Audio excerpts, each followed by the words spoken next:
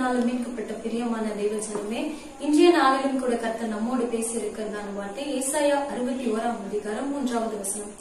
சீயோனிலே துயரப்பட்டவர்களை சீர்படுத்தவும், அவர்களுக்கு சாம்பலுக்கு பதிலாக சிங்காரத்தையும், துயரத்துக்கு பதிலாக ஆனந்த தைலத்தையும், ஒடுங்கின ஆவிக்கு பதிலாக துதியின் உடையையும் கொடுக்கவும் அவர் என்னை அனுப்பினார். அவர்கள் கர்த்தர் தம்முடைய மகிமைக்கென்று நாட்டின் நீதியின் விருட்சங்கள் எனப்படுவார்கள்.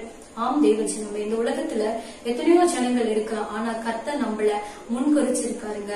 நம்மள வேறு பிரிச்சு, நம்மள அபிஷேகிச்சு, நம்மள நீதியின் விருட்சங்களை கர்த்தர் நம்மள ஏற்படுத்தி இருக்காருங்க.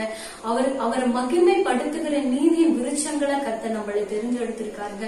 கர்த்தர் எதற்காக நம்மள அபிஷேகிச்சிருக்காருன்னா, கட்டப்பட்ட ஜனங்களை விடுதலையாக்கவும், வியாதியில் இருக்கிற ஜனங்களை விடுவிக்கவும், அவர்களுடைய சாம்பலுக்கு பதிலாக ஆனந்த தைலத்தை கொடுக்கவும் நாங்க கர்த்தர் நம்மளை அழைச்சிருக்காரு, நம்மளை அபிஷேகி நீதியின் விருட்சங்களை கர்த்தர் நம்மளை ஏற்படுத்தி இருக்காருங்க.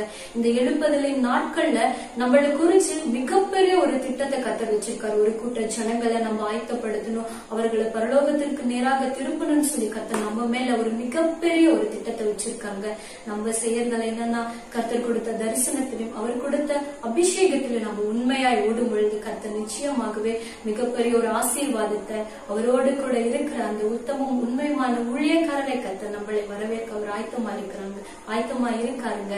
நம்ம ஜெபிக்கலாமா?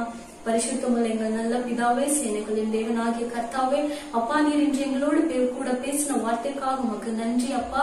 அப்பா நீர் எங்களை அழைத்திருக்கிறீர், எங்களை அபிஷேகித்திருக்கிறீர் ஆண்டவரே.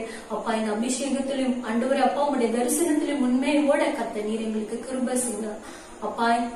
உங்களுடைய திட்டத்தின்படியாக வாழ எங்களுக்கு கொடுக்கிறோம். இயேசுவின் மூலம் ஜெபிக்கிறோம் எங்கள் ஜீவனுள்ள நல்ல பிதாவே, ஆமென். God bless you. God bless you.